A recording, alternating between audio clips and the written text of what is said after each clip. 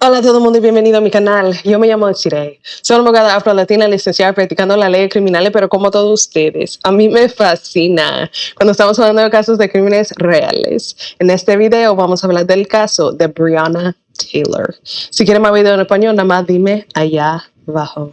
Hi everyone and welcome back to my channel. My name is Desiree.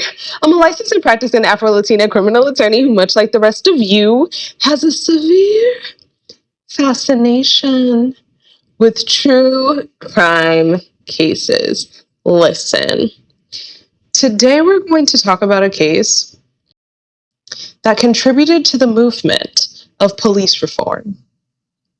We are going to talk about a case that is a diligent and amazing depiction about why Black Lives Matter.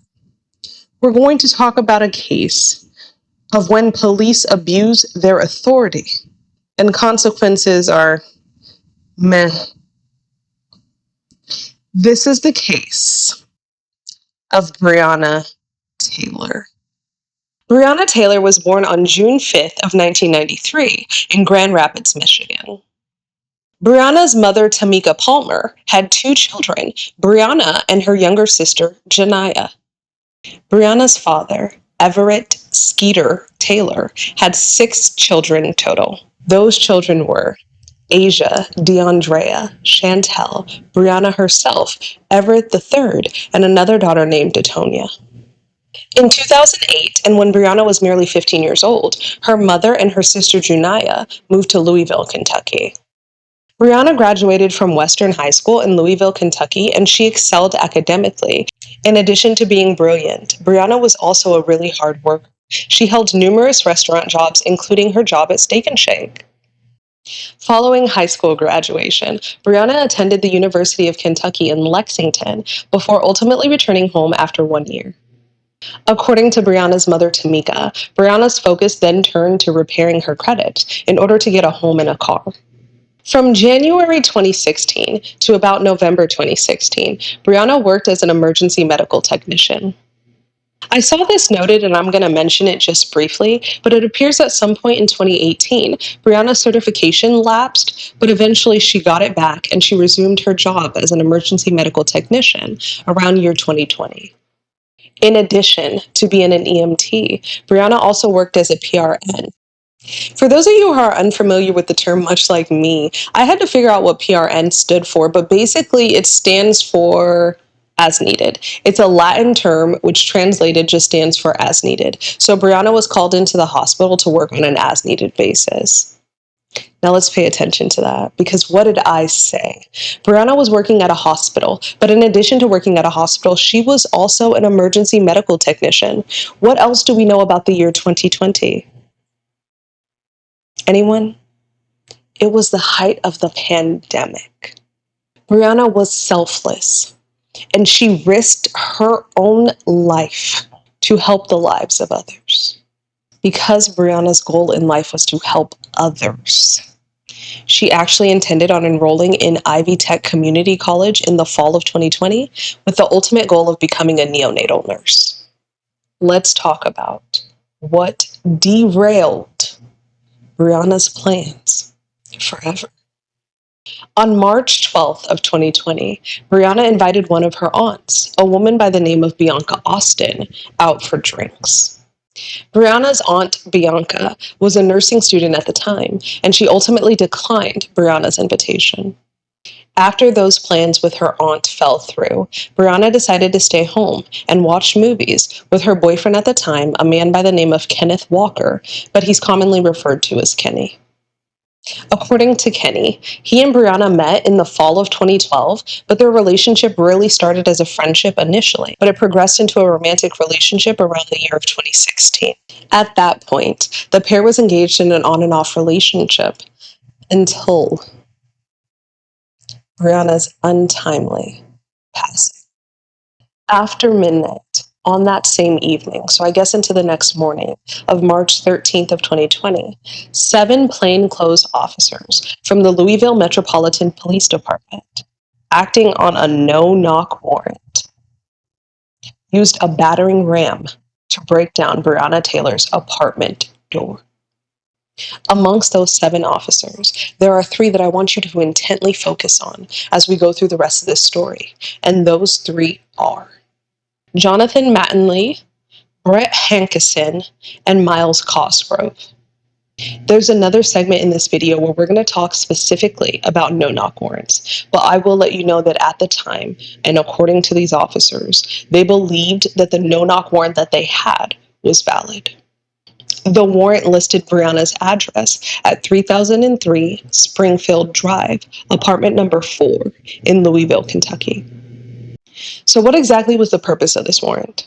According to officers, a man by the name of Jamarcus Glover, who was one of Breonna Taylor's former boyfriends, was a drug trafficker. According to officers, they received information that some of Jamarcus's drug dealings were conducted from Breonna's apartment. Also, and according to officers, they knocked and announced their presence prior to beating her door down. At the time of the incident, Breonna and Kenny were in bed, and they were awakened by the loud sound of the police beating the door down. Despite the fact that the police claimed to have announced their presence prior to doing so, Kenny said he heard no such announcement. Take us to that moment when your life really changed forever. It was a loud bang at the door. Nobody was responding when we were saying, "Who is it?" You all did ask, who is it? Several times, both of us. There was no response. The police say that they said several times, it's the police. If they knock on the door and say who it was, we can hear them. It was dead silent. I know 1,000,000% sure that nobody identified themselves. Kenny further stated he had no idea who these intruders were, and he feared that the pair was being robbed. As such, Kenny, who was a licensed gun holder, grabbed his firearm and shot in the direction of the officers. As a result of Kenneth's fire, one of the officers, Mattingly, was struck in the leg. The officers then returned fire, firing a total of 32 shots. So the next thing you hear, the door flies off the hinges. Are you feeling afraid? Definitely afraid. But I don't have much room to be afraid because I got somebody here that I got to take care of. So you hear the heavy knocking, and what do you do? So now at that point, we're getting up to put on clothes, make ourselves decent to answer the door. Then I grab my gun. We should also say you were licensed to carry the gun. For sure. That was the one time I had to use it. I mean, if it was the police at the door and they just said we're the police, me or Breonna didn't have a reason at all not to open the door and see what they wanted. So the doors fly off the hinges. I let off one shot, and I'm figuring if somebody's trying to break in or something, they're not gonna want to do anything after that. And after that, what happens? I don't think I ever heard so many gunshots like all at the same time. I've never been to war, but I assume that's what war probably sounds like. One officer fired 6 shots. Officer Mattingly. Officer Cosgrove fired 16 shots. Officer Hankinson fired 10 shots. That is a lot of firepower. I still try to make sense of it to this day. There's definitely nowhere to hide. There's bullets coming in every direction. Officer Hankinson in particular. And I don't know if I'm even pronouncing this man's last name right. Es duro para decirlo. But, whatever.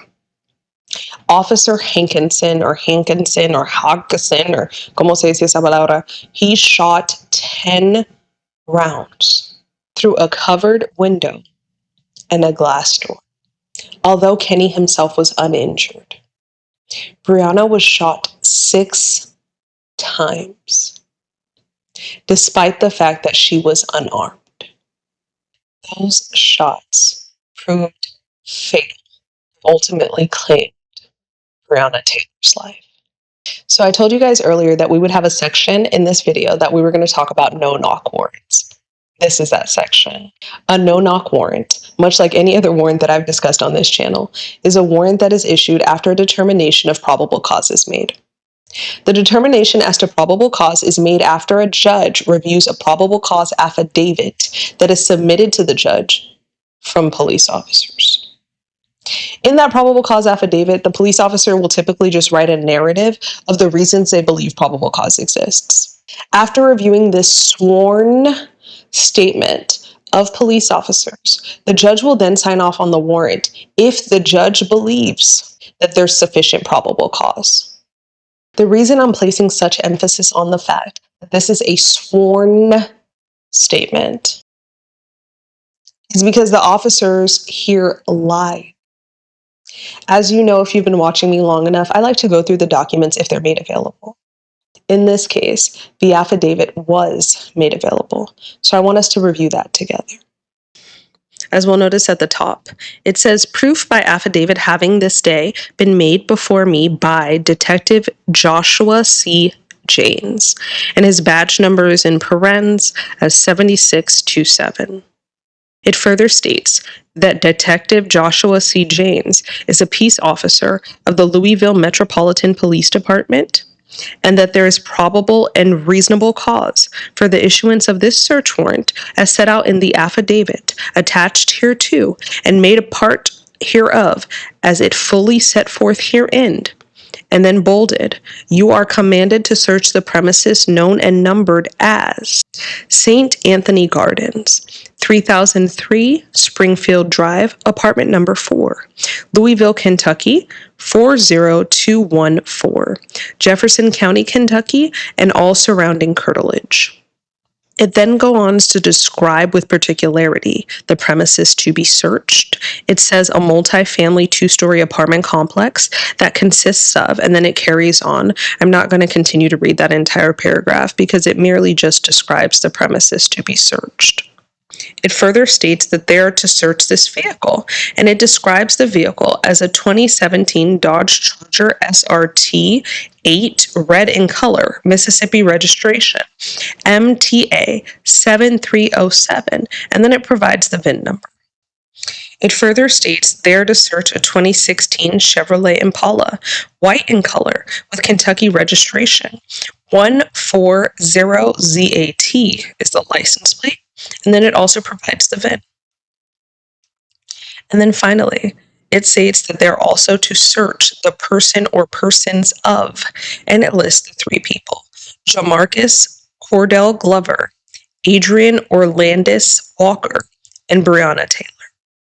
With regard to the property to be seized, it states that they're to seize marijuana, cocaine, heroin, meth, and all illegal narcotics or drug paraphernalia as described in violation of KRS 218A. It further states that they are to seize any monies that are proceeds from drug trafficking, any safes that are used to store illegal narcotics or money, any weapons that may be used to protect illegal narcotics or money, any paperwork that may be a record of narcotics, sales, or that may indicate the transport, concealment, or sales of narcotics, any paper that may be evidence of individuals living in the residence, any documents to include mail matter which may indicate financial activity stemming from illegal activity, any electronic recording media, computers, software, cameras, or other such devices that may be used to hold or document illegal narcotic activities in violation of KRS 218A. Further, any items that may be evidence of other violations of the Kentucky Revised Statutes. Now, we're about to get into the affidavit for search warrant. If you'll remember, the affidavit is a sworn statement of the officer. So in this case, Detective Joshua Jaynes, about the reason he believes that there is probable cause to search the premises. So pay attention to that as we review it. Acting on information received, Affiant conducted the following independent investigation. On January 2nd of 2020, Affiant had LMPD, which stands for Louisville Metropolitan Police Department, Tech Unit, place a pole camera at the intersection of South 24th Street and Elliott Avenue. Within an hour of surveillance, Affiant witnessed approximately 15 to 20 vehicles go to and from 2424 Elliott Avenue within a short period of time, which is indicative of trafficking in narcotics. On January 2nd, 2020, Detective observed Adrian O. Walker, date of birth June 2nd, 1992, in operation of the above-listed red 2017 Dodge Charger, go to and from 2424 Elliott Avenue for a short period of time. Mr. Walker drove westbound on Elliott Avenue at a high rate of speed, to which a traffic stop was conducted shortly after. Detectives could smell a strong odor of marijuana coming from the listed vehicle. A small amount of marijuana was located inside the vehicle, along with a large, undetermined amount of U.S. currency located in the center console of the listed vehicle. Adrian Walker has a pending court case for COMP, convicted felon in possession of a firearm, drug paraphernalia, buy and possession, ENH trafficking in marijuana less than 8 ounces, which is a first offense, COMP trafficking in a controlled substance first degree. On January 8th of 2020, at approximately 13:36 hours, detectives observed Jamarcus Glover operating the above-listed red 2017 Dodge Charger with Adrian Walker as a passenger. Detectives observed on the pole camera Jamarcus Glover exit the vehicle, walk over to the property line of 2425 and 2427 Elliott Avenue. Near there is a chain link fence that ends with an amount of large rocks appearing to be disturbed. Jamarcus Glover is seen on zoomed camera dropping a large blue cylinder-shaped object near the rocks, and then appears to be covering up to avoid detection.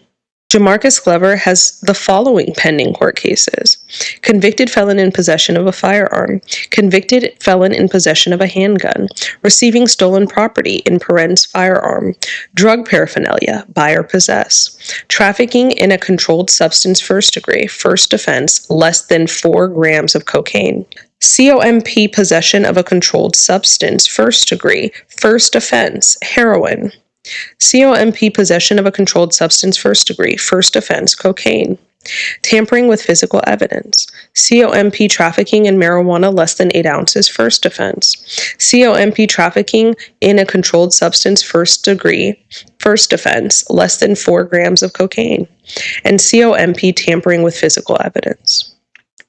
Affiant has conducted surveillance multiple times on site near the physical location of 2424 Elliott Avenue and through the pole camera.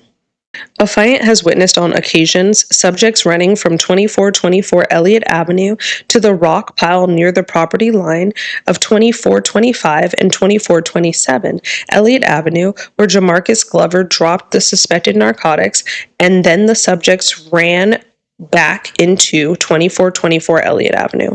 Affiant believes, through my 10 years of narcotics-related detective work and experience, that Jamarcus Glover and Adrian Walker are the sources of narcotics for the trap house where drugs are sold at 2424 Elliott Avenue. When the narcotics being dealt from 2424 Elliott Avenue are low, pedestrian and vehicular traffic is minimal.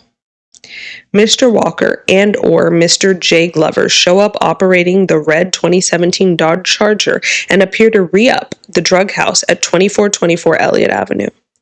Mr. Walker and or Mr. Glover are seen either entering and exiting 2424 Elliott Avenue or going to drop suspected narcotics at the rock pile near the property line of 2425 and 2427 Elliott Avenue.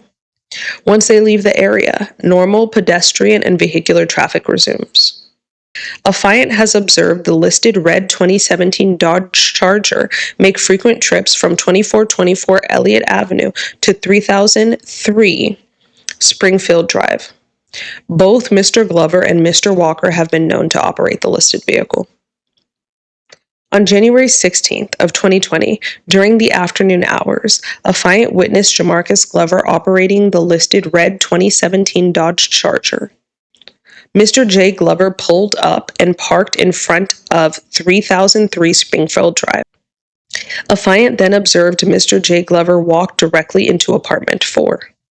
After a short period of time, Mr. J. Glover was seen exiting the apartment with the suspected USPS package in his right hand.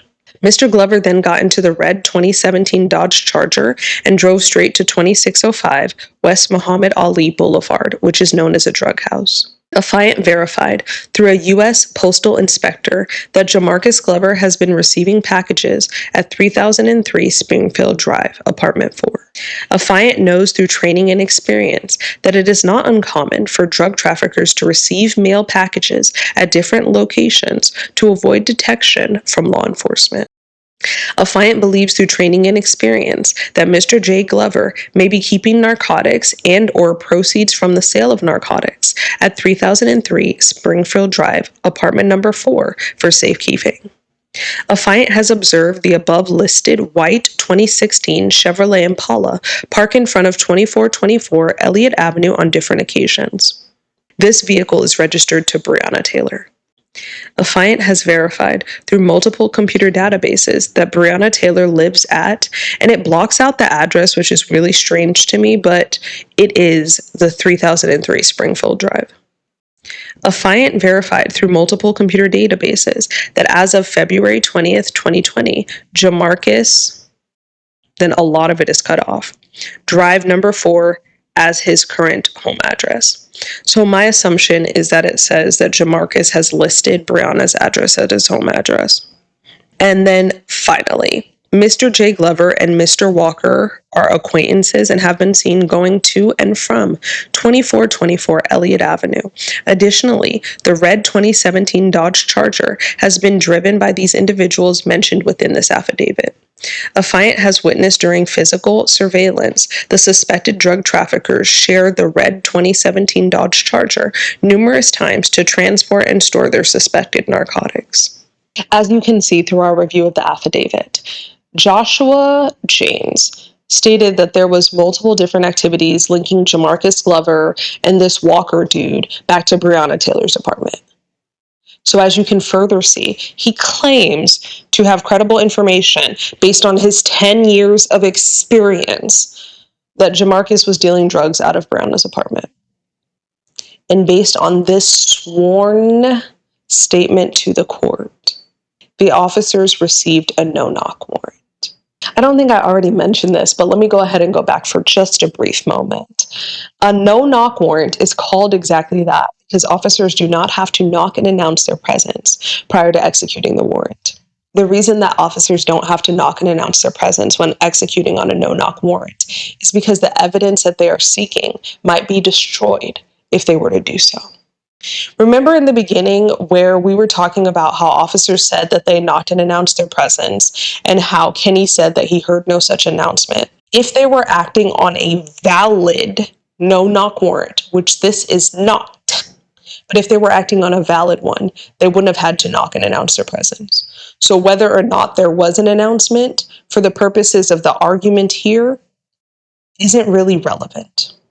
In addition to the affidavit being made public in this case, so was Breonna's autopsy.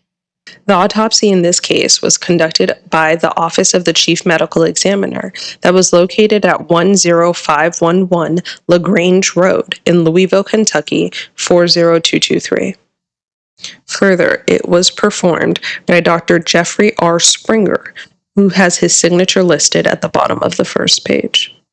In his final diagnosis, he states multiple, in parens 5, penetrating and perforating gunshot wounds of torso, left upper extremity, and left and right lower extremities in determinate range.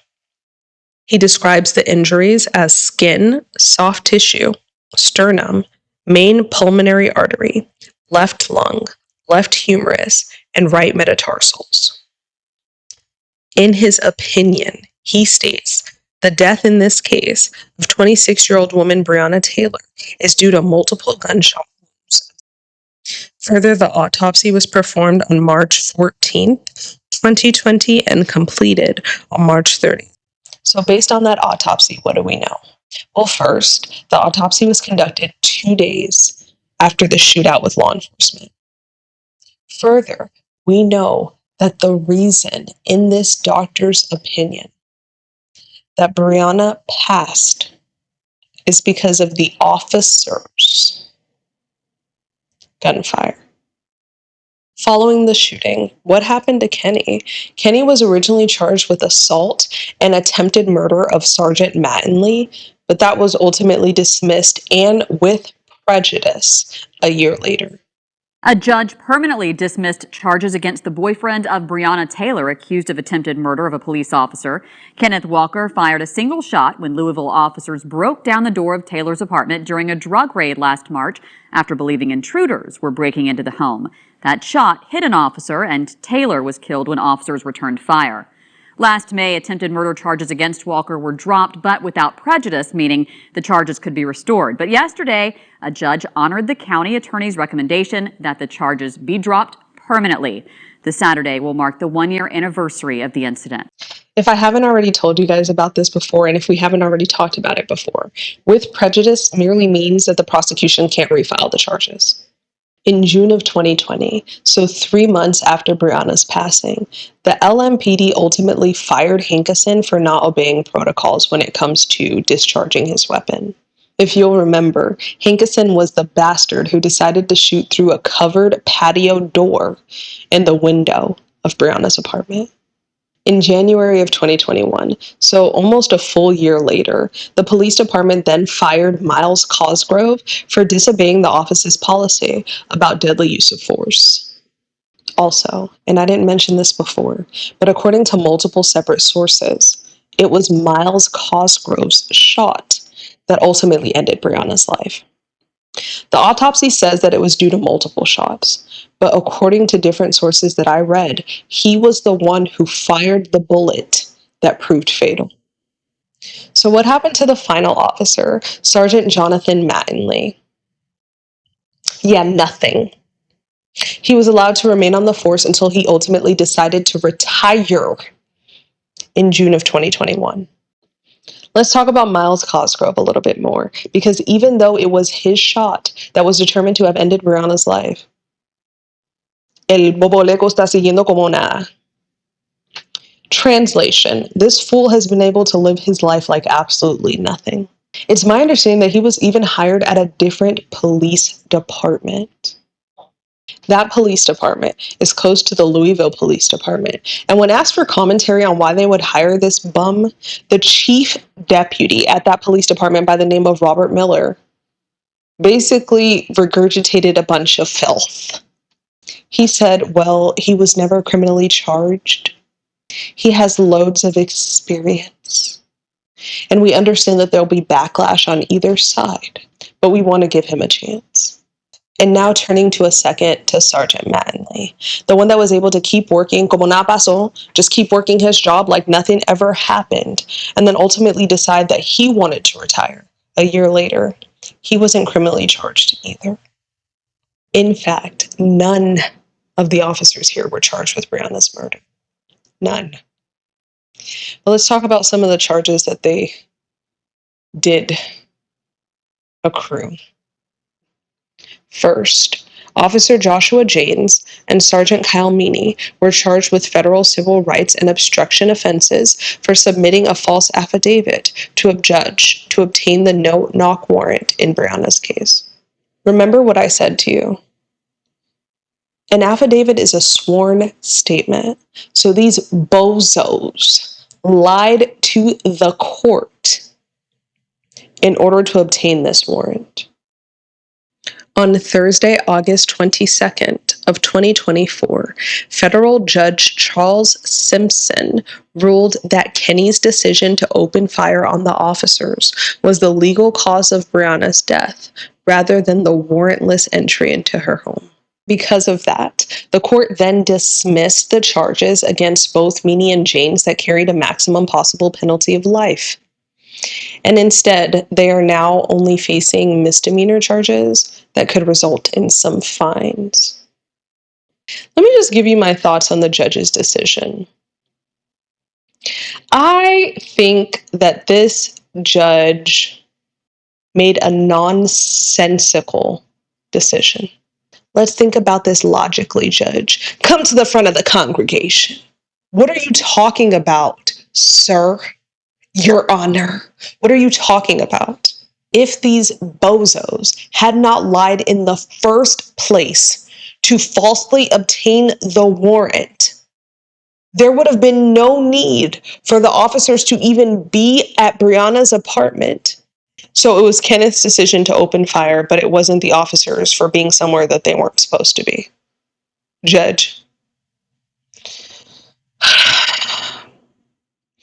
Another officer named Kelly Goodlett was charged with conspiracy because she conspired with Jaynes to falsify the affidavit that led to the issuance of the faulty search warrant in this case.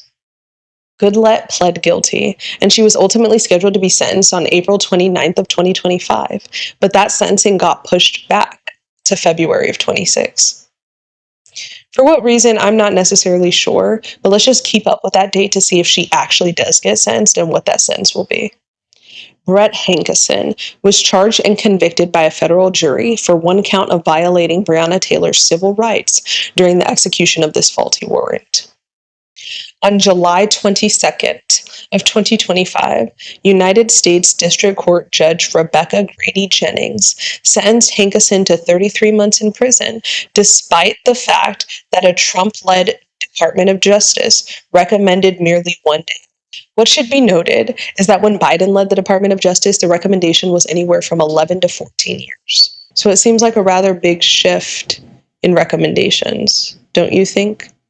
Well, I'm not the only one who felt that way, because Judge Grady Jennings actually ripped into the prosecution, telling them that they made an 180-degree turn, and she felt that their change in sentencing recommendations was politically motivated.